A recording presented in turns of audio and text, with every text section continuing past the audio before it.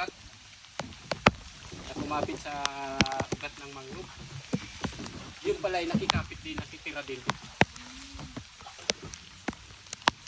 But if ever na walang makakapit yung lumot, maraming tons of fishes na maaaring mawala dahil walang yung pala ang purpose nito.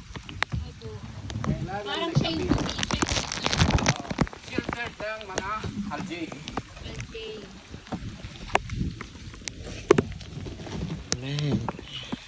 Okay lang kamunod na tuwa kuya. Hindi ka mo nagre-rebook ha. Hindi sila nagtataram. Baka mahimatay ka mo dyan. Nag-lunch na kamo. Nag-lunch na kami. Kaya siguro na kami kasi last time hindi kami nag-lunch. Gutom na gutom kami. Pero hindi ko kaya man sa duwa katao na mag... Hindi, malaki na to. Yung dating maliit. Dalawa lang sila. Malaki na to eh.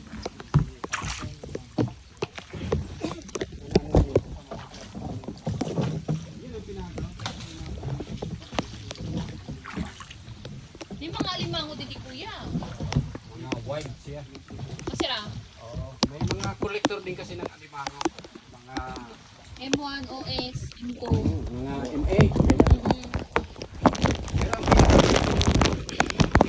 Yung king crab. king crab. Wala man yata dito sa to. Hindi ko adik di sa wide.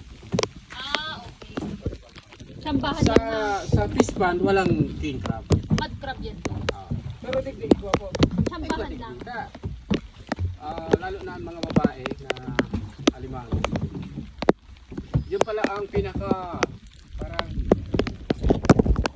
Ano yung kinakain o kinakain din? Sino to? oo. Kaso during time pala ito mag-release ng egg.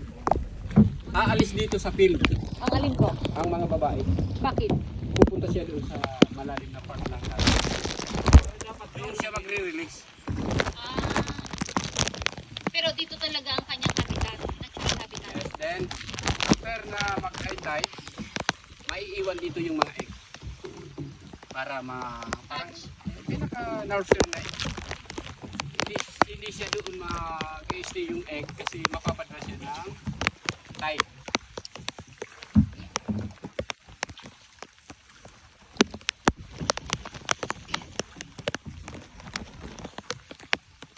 Pero may nanghuli man po dito ng isda.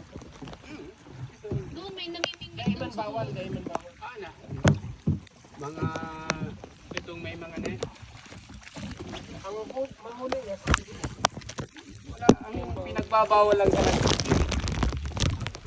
ang pag-cutting ng mga. para ano po? Cutting ng mga.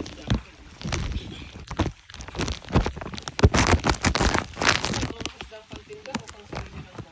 Ang tinda pa. Lalo na ang samaral. Napakamahal. At saka dito naghuhuli yung samaral. Ano yung pares?